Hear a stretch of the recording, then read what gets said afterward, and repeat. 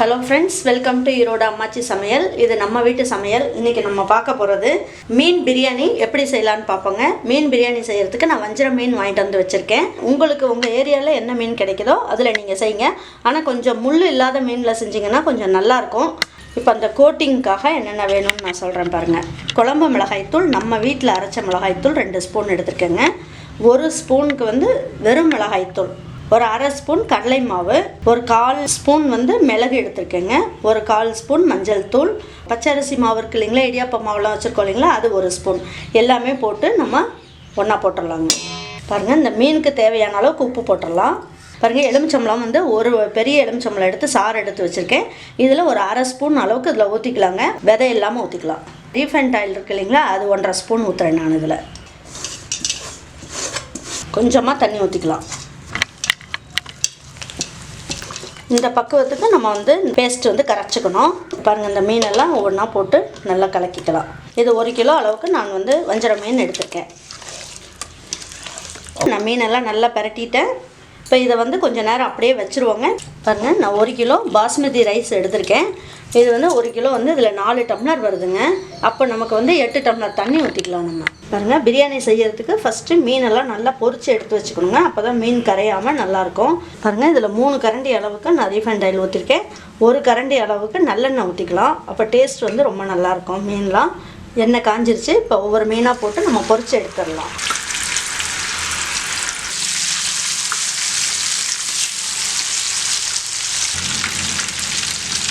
மீனும் வந்து நமக்கு ரொம்ப நேரம் குக் ஆகணும்னு அவசியம் இல்லைங்க. நல்லா மொறுமொறுன்னு வேகணும்னு அவசியம் கிடையாது.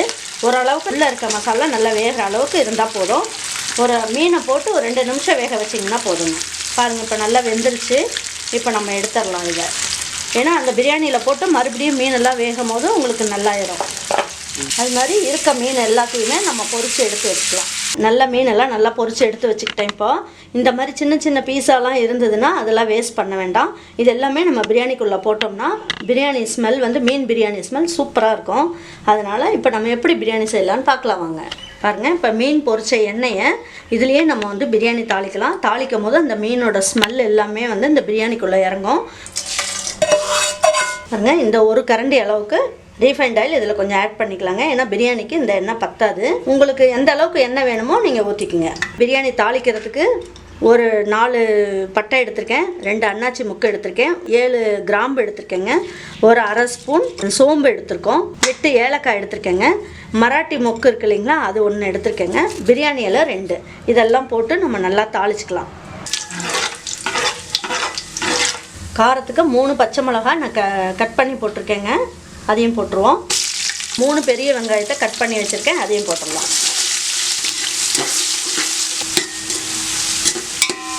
பிரியாணி நல்லா டேஸ்ட்டாக இருக்கணும் அப்படின்னா வெங்காயம் வந்து நல்லா செவக்க வணக்கிட்டோன்னா பிரியாணி வந்து நல்ல டேஸ்ட் கொடுக்குறோம். 2 ஸ்பூன் இஞ்சி, 2 ஸ்பூன் பூண்டுங்க, 4 ஸ்பூன் எடுத்து வச்சுருக்கேன், அதை போட்டுக்கலாம். பாருங்க, நல்ல பெரிய தக்காளியாக 4 தக்காளி எடுத்து நல்லா பொடியாக கட் பண்ணி போட்டுக்கலாம். தேவையான அளவுக்கு உப்பு போட்டுடலாம். இப்போ மஞ்சள் தூள் போட்டுருவோங்க. கரம் மசால் பொடி ஒரு 1/4 ஸ்பூன் எடுத்து போட்டுக்கலாங்க. மிளகுத்தூள் ஒரு 1/4 ஸ்பூன் போட்டுக்குவோம். இந்த ஸ்பூனில் 2 ஸ்பூன் அளவுக்கு வெறும் மிளகாய் தூள் போட்டுக்கலாம். ஒரு கைப்பிடி அளவுக்கு புதினா போடுவோம். ஒரு கைப்பிடியோட கொஞ்சம் கம்மியாக கொத்தமல்லி இலை போட்டுக்கலாம்.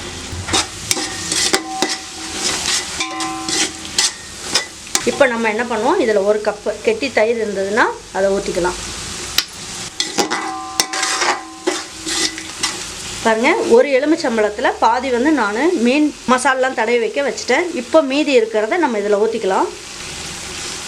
என்ன பண்ணலாம், கொஞ்சமாக மசால் மட்டும் கொஞ்சமாக எடுத்து வச்சுக்கலாம். கடைசியாக நம்ம வந்து அந்த மீனெல்லாம் போடுறதுக்காக கொஞ்சமாக எடுத்து வச்சுக்குவோம். அப்போ மீன்லலாம் நல்லா இந்த பிரியாணி வாசம் நல்லா வரும். அதுக்காக இப்போ நம்ம பிரியாணி வந்து நல்லா ஃபாஸ்ட்டாக சீக்கிரமாக செஞ்சிடணும் அப்படின்னு நீங்கள் நினச்சிங்கன்னா நீங்கள் என்ன பண்ணுங்கள், இந்த 8 டம்ளர் தண்ணியையும் கொஞ்சம் ஓரளவுக்கு சுட வச்சுட்டு இதில் ஊற்றினோம்னா நமக்கு வந்து சீக்கிரமாக தண்ணி கொதிச்சிரும். இல்லைன்னா லேட் ஆகும் தண்ணி கொதிக்கிறதுக்கு. பாருங்கள், நான் தண்ணியை வந்து சுட வச்சிட்டேன். இப்போ இது 8 டம்ளர் தண்ணி. இப்போ நான் இதில் ஊற்றிடுறேன். அதே நீங்கள் குக்கரில் செய்கிற மாதிரி இருந்ததுன்னா நீங்கள் 1க்கு 1.25 டம்ளர் தண்ணி ஊற்றுனீங்கன்னா போதுங்க. இப்போ இந்த தண்ணியை நீங்கள் வந்து டேஸ்ட் பண்ணி பார்த்தீங்கன்னா உப்பும் காரமும் கொஞ்சம் தூக்கலாக இருக்க மாதிரி இருக்கணும். அப்படி இருந்ததுன்னா உங்கள் பிரியாணி சூப்பராக இருக்குங்க. நல்லா உலை கொதிக்கிற வரைக்கும் நல்லா மூடி வச்சிடலாம் தட்டை வச்சு. பாருங்கள் இப்போ உலை காஞ்சிருச்சான்னு பார்ப்போம். நல்லா உலை காஞ்சிருச்சு. இப்போ இந்த அரிசியை வந்து நம்ம தண்ணி இல்லாமல் போட்டுடணுங்க. லேசாக ஒரு கிளறி விட்டுட்டு தட்டு வச்சு மூடி வச்சுருவோம். ஒரு 3 நிமிஷம் வேகட்டுங்க. நம்ம நடுவில் எடுத்து நம்ம ஒரு கிளறி விடணும், இல்லைன்னா அடி பிடிச்சிரும். லேசாக அடி பிடிக்காமல் இருக்கிறதுக்காக ஒரு கிளறு மட்டும் கிளறி விடணும். ரொம்ப நேரம் கிளற வேண்டாம். பாருங்க இப்போ எந்த அளவுக்கு வெந்திருக்குன்னு பார்ப்போம். பாருங்கள் அரிசி வந்து பாதி வேக்காடு வெந்துருச்சு. இப்போ நம்ம என்ன பண்ணுவோம் தெரியுங்களா, இந்த சாப்பாடை வந்து கொஞ்சம் இதில் அள்ளி வச்சுக்கலாங்க. இப்போ இந்த மசாலா எடுத்தோம் இல்லைங்களா, இதில் பாதி எடுத்து இப்போ இந்த மாதிரி எல்லாம் கொஞ்சம் பரப்பி விட்டுடலாம். இப்போ இந்த மீன்லாம் இருக்குது இல்லைங்களா, இதெல்லாம் இப்படி கொஞ்சம் அடுக்கி வச்சிடலாம். நம்ம ஸ்டவ் கொஞ்சம் லேசாக ஸ்லோ பண்ணிக்குவோம். இப்போ நம்ம என்ன பண்ணுவோங்க, இந்த சாதம் எடுத்து வச்சோம் இல்லைங்களா பிரியாணி, அதை கொஞ்சம் இப்படி மேலால் அப்படி தூவி போட்டுடலாம். இப்போ இதை மேலால் போட்டு விட்டுருவோம். பாருங்கள் இந்த மீனையும் இதுக்கு மேலே அடுக்கி வச்சிடலாம். இப்போ இந்த மாதிரி நல்லா அமுக்கி வைங்க மீனை, அப்போ தான் இந்த வாசம்லாம் நல்லா உள்ளே உரைக்கும். இந்த மசாலா எல்லாமே இதிலே போட்டுடலாம்.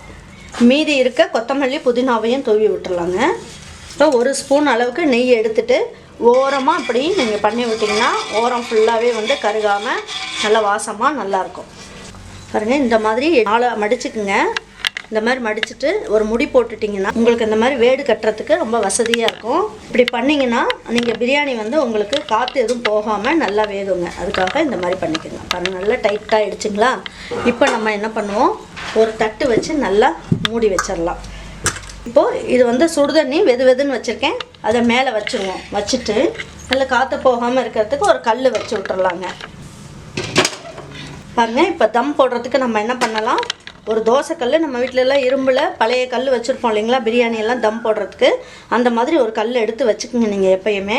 இப்போ நம்ம என்ன பண்ணலாம், அடியில் வந்து நெருப்பு எரிஞ்சிக்கிட்டு இருக்கட்டும். அந்த பிரியாணியை தூக்கி இதில் வச்சிடலாங்க. ஒரு 5 நிமிஷம் நல்லா ஹையில் வச்சு விட்டுட்டிங்கன்னா கல் வந்து நல்லா சூடாயிரும். அதுக்கப்புறமா ஒரு 10 நிமிஷம் ஸ்லோலியே இருக்கட்டும்ங்க, தம் ஆயிரும். பிரியாணியும் ஒன்றோட ஒன்று ஒட்டாமல் சூப்பராக வருங்க.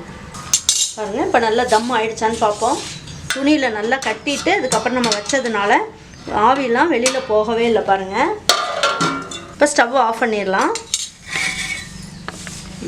பாருங்கள் பிரியாணி வந்து நல்லா பொலன்னு நல்லா வெந்திருக்கு. இங்கே பாருங்கள் மீனும் வந்து நல்லா நம்ம ஃப்ரை பண்ணி போட்டிருந்தோம் இல்லைங்களா, பாருங்கள் இதெல்லாம் நல்லா இந்த சாப்பாட்டோடு சேர்ந்து நல்லா வெந்திருக்கு. சூப்பராக வந்திருக்குதுங்க பிரியாணி. மீன் தம் பிரியாணி ரெடி ஆகிடுச்சு. அருமையாக இருக்குங்க. பிரியாணி வந்து பாஸ்மதி ரைஸில் நம்ம செஞ்சுருக்கோம், ஒன்றோட ஒன்று ஒட்டாமல் நல்லா வந்திருக்கு. நான் சொன்ன அளவுக்கு நீங்கள் போட்டிங்கன்னா உங்களுக்கும் இதே மாதிரி மீன் பிரியாணி ரெடி ஆயிருங்க. இதே மாதிரி செஞ்சு பார்த்துட்டு உங்களுக்கு பிடிச்சதுன்னா லைக் பண்ணுங்கள், ஷேர் பண்ணுங்கள், சப்ஸ்கிரைப் பண்ணுங்கள், மறந்துடாமல் கமெண்ட்ஸ் பண்ணுங்கள். தேங்க்யூ ஃபார் வாட்சிங் ஈரோடு அம்மாச்சி சமையல். தேங்க்யூ.